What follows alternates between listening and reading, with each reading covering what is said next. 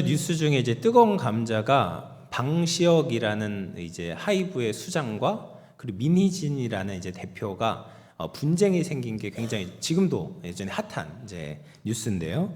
이 하이브라는 곳이 어떤 데냐면 BTS라는 굉장히 이제 유명한 아이돌을 키워낸 초대형 엔터테인먼트 회사입니다. 그리고 그 계열 회사 중에 이제 자회사 중에 하나가 이 어도어라는 회사인데, 이 회사의 이제 사장직을 맡고 있는 사람이 이제 민희진입니다. 그런데 방시혁 이 의장의 주장이 뭐냐면, 이 민희진이라는 사람이 하이브에서부터 완전히 분리 독립해가지고 어도어를 자기 것으로 삼으려고 했다라는 거예요. 그래서 방시혁을 물러내고 자기 스스로 이제 대표직을 맡으려는 음모를 꾸몄다. 그래서 직무의 범위를 넘어서는 부당한 이익을 취하려고 했다라는 그 배임 행위로 이제 고발을 했습니다. 고발을 한 상태예요.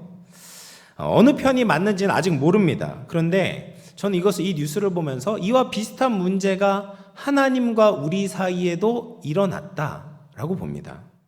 하나님은 사람에게 이 세상을 다스릴 수 있는 권한을 주셨습니다. 그런데 사람이 어떻게 했습니까? 하나님 없이 살아보겠다, 하나님으로부터 독립해보겠다라는 교만한 마음으로 하나님을 거스르렀던 것이 죄의 기원이 되었던 것이죠. 그래서 오늘 말씀을 보면 이 교만의 죄가 얼마나 쉽게 우리의 일상을 파고드는지를 확인할 수가 있습니다. 여호수아 7장 말씀인데, 여호수아 7장을 이해하기 위해서 우리가 6장 말씀을 한번 같이 살펴볼 필요가 있습니다. 6장에서는 이스라엘 백성들이 가나안 땅에 들어와서 치룬 첫 번째 전쟁에 대해서 기록을 하고 있습니다. 바로 여리고 전쟁입니다. 여리고 성은 굉장히 크고 견고한 성이었습니다. 그래서 이스라엘 백성들의 힘으로는 그 성을 함락할 수가 없었어요. 그런데 하나님께서 이스라엘 백성들에게 자기가 싸우겠다라고 말씀을 하시면서 어떻게 전쟁을 치러야 되는지에 대해서 방법을 가르쳐 주셨어요.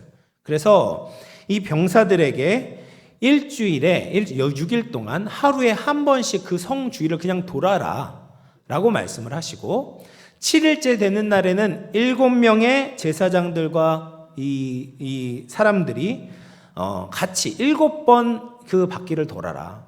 그리고 양강나팔을 불 때 모두 다 같이 소리를 쳐라 라고 말씀을 하셨어요.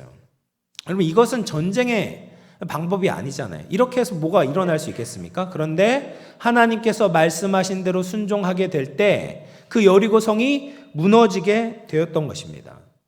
그래서 이 여리고 성의 전쟁은 앞으로 있을 이스라엘 백성들이 치르게 될 가나안 정복 전쟁의 성격을 보여주는 겁니다. 너희들은 그냥 일반적인 방법으로 전쟁을 해서는 안 된다. 하나님께서 승리하게 하셔야 된다. 네가 바라봐야 될 분은 하나님이다. 하나님을 바라보고 순종하게 되면 너희가 승리를 얻고 땅을 정복하게 될 것이다 라는 것을 보여주신 것입니다. 여러분, 우리의 인생의 전쟁도 마찬가지입니다. 성도들에게 찾아오게 되는 적들이 있습니다. 그런데 그 적이 얼마나 강하냐는 중요한 것이 아닙니다. 우리가 하나님과 어떤 관계를 맺고 있느냐가 우리의 신앙의 성패를 좌우하게 되고, 그 신앙이 결국 우리의 인생을 결정짓게 된다라는 겁니다. 우리가 하나님의 말씀을 순종하면 하나님께서 우리의 인생에 승리를 주실 것을 믿으시기를 주의 이름으로 축원을 드리겠습니다. 그러면서 하나님께서 굉장히 중요한 명령을 하셨어요. 여호수아 6장 17, 18절 말씀 같이 한번 읽어보겠습니다. 시작. 여호와께 온전히 바치되 기생 라합과 그 집에 동거하는 자는 모두 살려주라. 이는 우리가 보낸 사자들을 그가 숨겨 주었음이니라. 너희는 온전히 바치고 그 바친 것 중에서 어떤 것이든지 취하여 너희가 이스라엘 진영으로 바치는 것이 되게 하여 고통을 당하게 되지 아니하도록 오직 너희는 그 바친 물건에 손대지 말라. 여기서 반복해서 나오는 말이 있습니다. 바치다라는 말이에요. 온전히 바치다. 이것을 히브리어로 헤렘이라고 이야기를 합니다. 그래서 하나님께서는 두 가지 부분에서 헤렘, 온전히 바칠 것을 말씀하세요. 여리고 안에 있는 모든 생명을 헤렘하라. 이것은 진멸하라 라는 뜻입니다. 그리고 여리고성 안에 있는 모든 물건을 헤렘하라. 이것은 여호와의 성소에 바치라라고 명령을 하신 겁니다. 여러분, 이 명령을 우리가 현대인의 관점에서는 굉장히 불편하게 들립니다. 하나님께서 모든 생명을 다 죽이시라니 너무한 것 아니냐라고 생각할 수 있습니다. 그런데 이 헤렘이라는 것은 고대 근동에서 보편적으로 이루어졌던 전쟁의 방식이었습니다. 뿐만 아니라 가나안 땅에서 이루어지고 있는 그 풍습이 너무나도 악했기 때문에 하나님은 그 땅을 정결하기 위해서 헤렘을 명령하셨던 거예요. 이들을 그냥 남겨둔다면 이스라엘 백성들이 그들의 악한 영향력을 받을 것이 불보듯 뻔한 일인 것입니다. 그래서 가나안 문화를 완전히 제거하고 하나님 법대로 살아가는 거룩한 나라를 만드시기 위해서 이 명령을 하셨던 것이죠.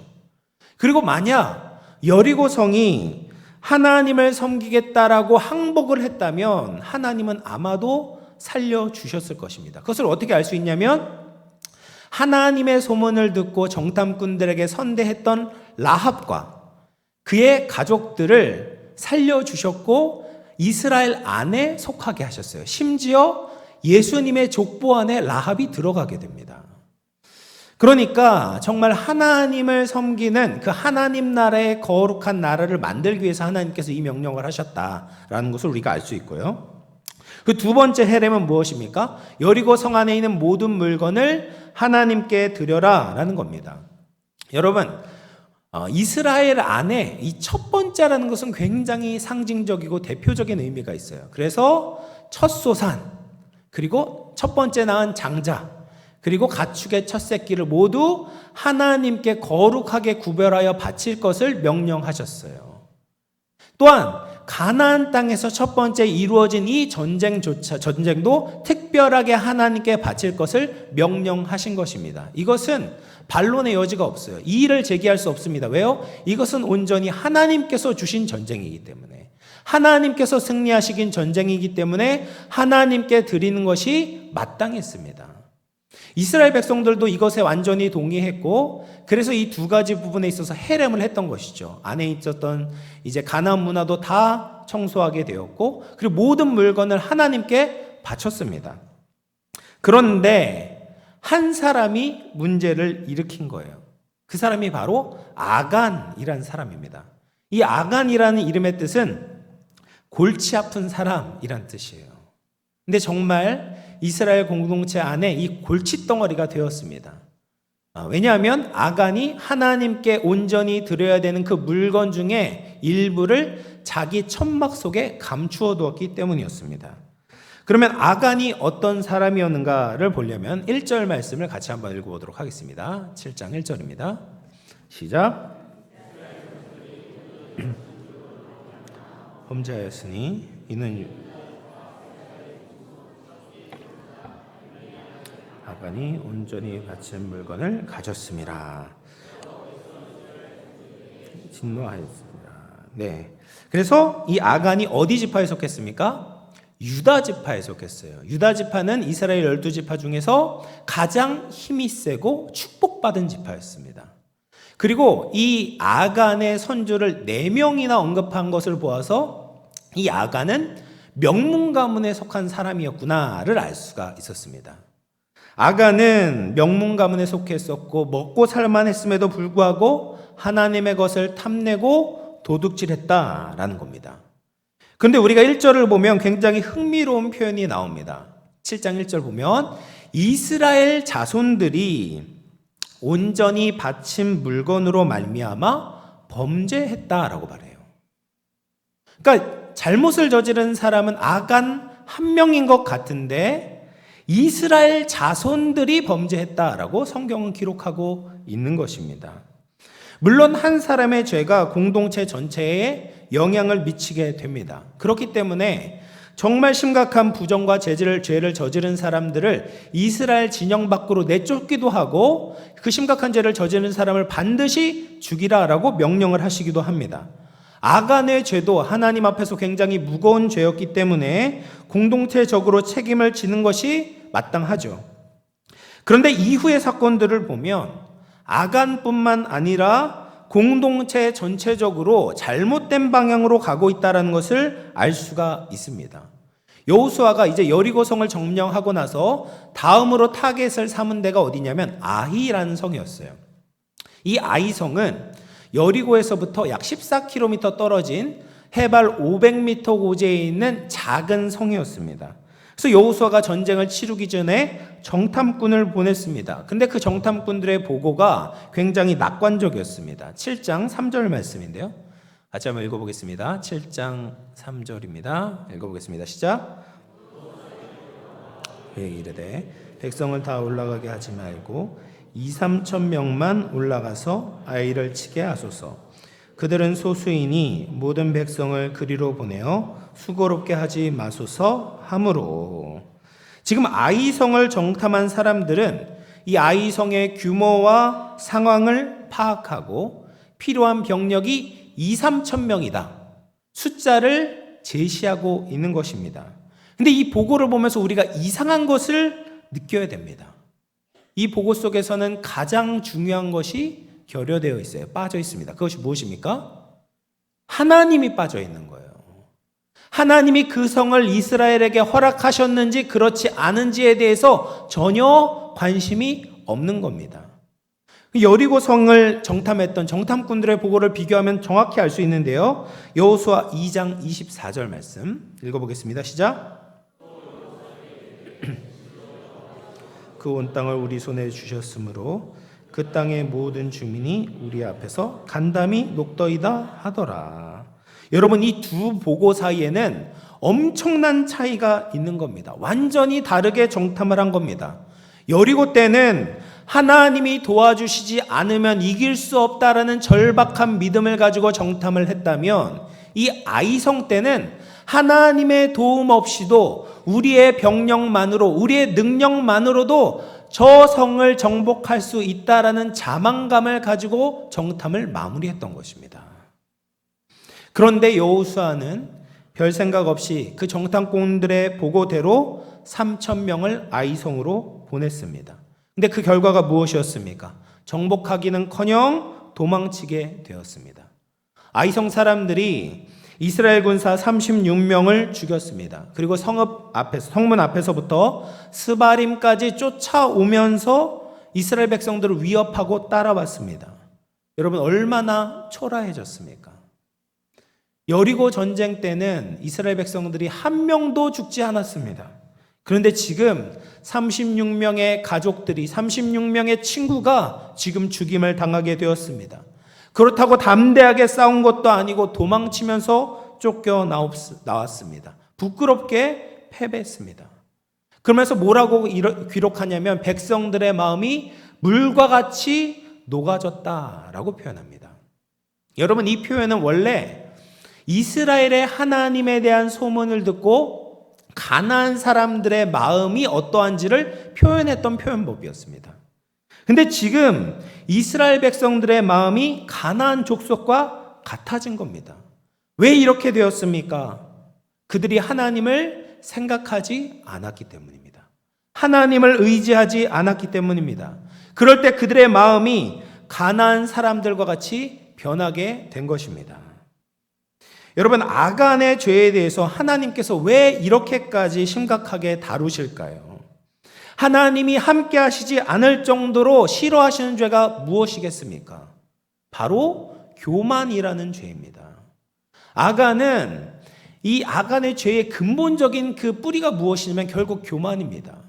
하나님은 이 교만이라는 죄를 너무나도 싫어하십니다. 하나님이 왜 금은이 탐나서 아간을 그렇게 징계하셨겠습니까? 하나님을 위해서 구별된 것을 범하는 죄는 하나님을 무시하는 것이죠. 하나님을 위해서 거룩하게 구별된 것을 자기 마음대로 취하는 것은 하나님을 모욕하는 행동이었습니다. 그 교만 때문에 하나님께서 이스라엘과 함께 하시지 않은 것입니다. 우리는 흔히 교만에 대해서 생각할 때 잘난 척하고 또 버릇 없는 것으로만 생각을 하기가 쉽습니다. 그런데 교만은 더 근본적으로 하나님과의 관계 속에서 생기는 죄입니다. 역사의 주관자이신 하나님을 거부하고 자기 스스로 인생을 판단하고 살고자 하는 죄가 교만입니다. 그래서 교만한 자는 하나님을 생각하지 않는 겁니다. 자기만 생각해요. 하나님이 받으셔야 되는 영광을 가로채고 하나님께 드려야 하는 것을 자기 마음대로 취하는 것입니다. 그런 점에서 이 아간과 이스라엘 백성들이 비슷한 모습을 보입니다. 아간은 하나님의 것을 빼앗았잖아요. 하나님이 받으셔야 되는 경배와 인정을 중간에서 가로챘습니다. 왜요? 교만했기 때문에 그랬어요. 그런데 여호수아를 비롯한 이스라엘 백성들도 하나님께 드려야 하는 신뢰를 내려놓았어요. 신뢰를 드리지 않았습니다. 하나님의 도움 없이도 스스로 이길 수 있다고 생각했습니다. 이것도 교만의 일종이다라는 거예요. 그래서 이 아간의 죄는 지금 변질되고 있는 이스라엘의 영적 상태를 보여주고 있는 한 현상이다라는 거예요. 그래서 1절 말씀에 이스라엘 백성들이 하나님 앞에 범죄했다라고 말씀하고 계시는 겁니다. 잠언 6장에 보면 하나님이 싫어하시는 인간의 모습에 대해서 나열을 합니다. 잠언 6장 16, 17절 말씀 같이 읽어보겠습니다. 시작. 미워하시는 것, 곧 그의 마음에 싫어하시는 것이 67가지니 곧 교만한 눈과 거짓된 혀와 무죄한 자의 피를 흘리는 손과. 여러분, 가장 먼저 언급한 것이 무엇입니까? 교만한 눈이에요. 하나님이 싫어하시는 것 중에서도 가장 싫어하는 것이 바로 교만이다라는 말입니다. 심지어 무죄한 자를 죽이는 것보다도 더 앞에 있는 것이 교만입니다. 왜 이렇게 하나님은 교만을 싫어할까요? 교만이 바로 죄의 뿌리이기 때문에 그렇습니다. 교만은 죄 중에서도 파급력이 가장 강합니다. 교만은 누구에게나 찾아올 수 있는 죄이기 때문입니다. 그래서 조나단 에드워즈는 영적 교만이 사탄의 주된 특징이다라고 이야기를 했습니다. 왜 대천사, 천사장이었던 이 사탄이 타락하게 되었을까? 바로 교만 때문에 그랬던 것이죠.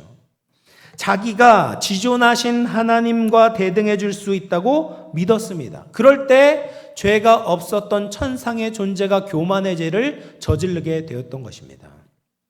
뿐만 아니라 신앙에 있어서 모범이 되었던 인물들에게도 찾아왔던 죄가 이 교만이었습니다.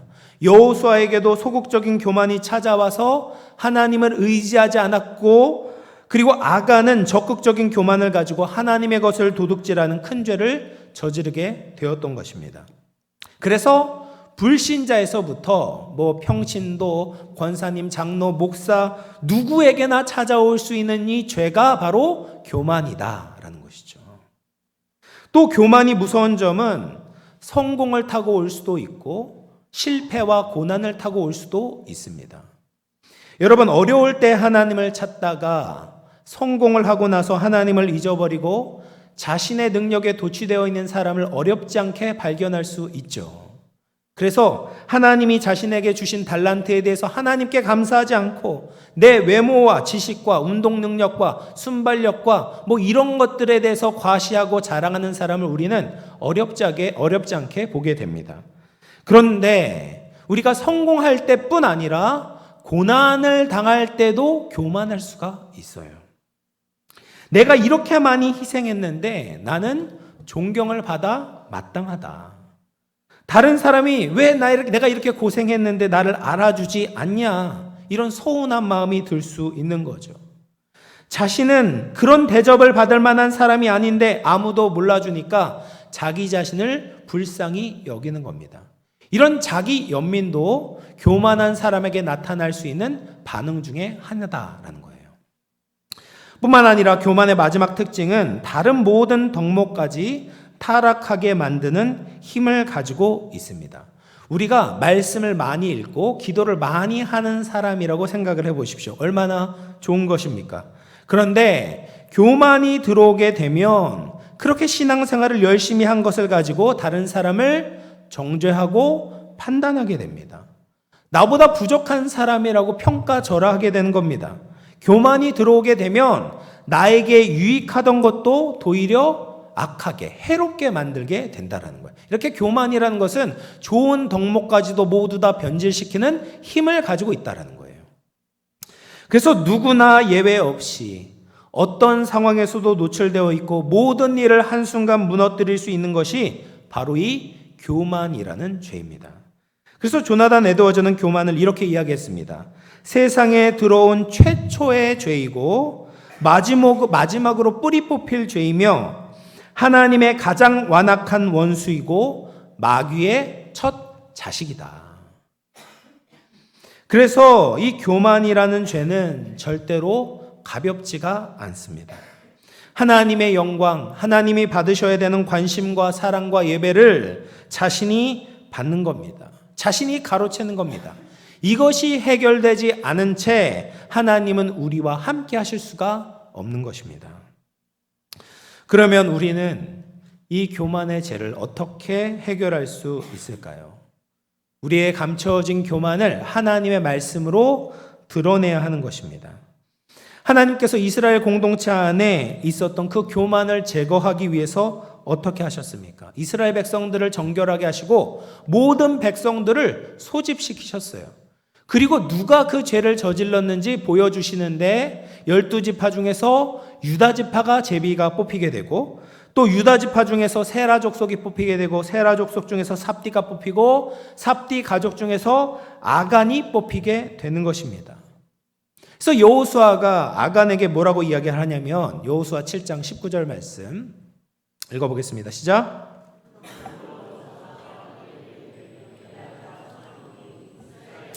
여호와께 영광을 돌려 그 앞에 자복하고 내게 알게 하라. 그 일을 내게 숨기지 말라 하니. 이 말이 당연하지 않습니까? 하나님께 영광을 돌려야 되죠. 그 앞에 자복하는 것이 피조물의 마땅한 본분입니다. 그리고 하나님께 죄를 지었던 아간은 더욱더 하나님께 엎드리며 회개하고 용서를 구해야 했습니다. 그리고 여호수아 앞에서도 나의 죄 때문에 이런 공동체에 정말 불이익이 왔습니다 라고 회개하고 울면서 엎드려 했습니다. 그런데 아간이 어떻게 대답했는가? 7장 21절 말씀 읽어보겠습니다. 시작. 내가 노력한 물건 중에 시날산의 아름다운 외투 한 벌과 은 200세겔과 그 무게가 50세겔 되는 금덩이 하나를 보고 탐내어 가졌나이다. 보소서 이제 그 물건들을 내 장막 가운데 땅속에 감추었는데 은은 그 밑에 있나이다 하더라. 아간이 뭐라고 하냐면 자기가 가지고 있는 것을 여전히 하나님의 것이라고 말하는 것이 아닙니다. 내가 노력한 물건이라고 말해요. 내가 싸워서 쟁취한 물건이다. 내가 승리를 얻어서 정당하게 얻은 물건이다 라고 이야기를 하는 겁니다. 여러분 이것이 죄인으로서 할 소리입니까? 근데 교만한 사람들의 특징이 뭐냐면 자기 죄에 대해서 부끄러움이 없는 겁니다. 나는 당당해요. 나는 떳떳하다. 내가 한 모든 일이 정당하다라고 이야기를 합니다. 많은 사람들이 피해를 보건 말건 자신의 잘못이 아닌 겁니다. 적반하장격으로 내 것을 달라고 하는 저 하나님이 잘못됐다라고 이야기를 하고 있는 것입니다. 모든 기준이 자신인 거예요. 이런 사람에게는 답이 없는 겁니다. 근데 하나님은 이 모든 것을 완벽하게 알고 계시고 드러내시는 겁니다. 이스라엘 백성들 남자만 60만 명이 있었는데 60만 명 중에 숨어있는 그 아간을 골라내시는 거예요. 그리고 그 천막 속에 땅 속에 숨겨있는 모든 물건을 드러내시는 겁니다. 우리는 이것을 기억해야 돼요. 하나님은 우리 안에 있는 모든 교만을 알고 계신다. 주님이 드러내시기 전에 우리가 먼저 하나님의 말씀으로 이 교만을 드러내야 하는 것입니다. 다른 사람들은 당연히 몰라요. 그리고 심지어 자기도 인식하지 못할 수 있습니다. 너무 오랫동안 가지고 있어서 익숙해져 버린 교만이 있습니다. 자기 자랑과 자기 과시와 자기 정당화의 모습이 우리에게 있습니다. 대놓고 교만할 수도 있지만 겸손한 척하면서 교만할 수도 있는 것입니다. 그런데 우리의 모든 생각을 하나님의 말씀을 가지고 점검해야 한다는 거예요. 고린도후서 10장 5절 말씀 같이 읽어보겠습니다. 시작. 대적하여 높아진 것을 다 무너뜨리고 모든 생각을 사로잡아 그리스도에게 복종하게 하니. 여러분 우리의 모든 생각을 그리스도 앞에 복종하게 해야 되는 겁니다. 하나님 아는 것을 대적하여 높아진 것, 이 교만을 다 무너뜨려 버려야 돼요. 그러기 위해서는 어떻게 해야 되냐? 우리의 생각을 그리스도의 말씀으로 비춰봐야 되는 겁니다. 점검해 보아야 되는 것이죠. 그리고 내 안에 있는 이 깊은 교만의 뿌리를 다시 하나님의 말씀으로 비추게 될 때 회복이 일어나게 될 줄로 믿습니다.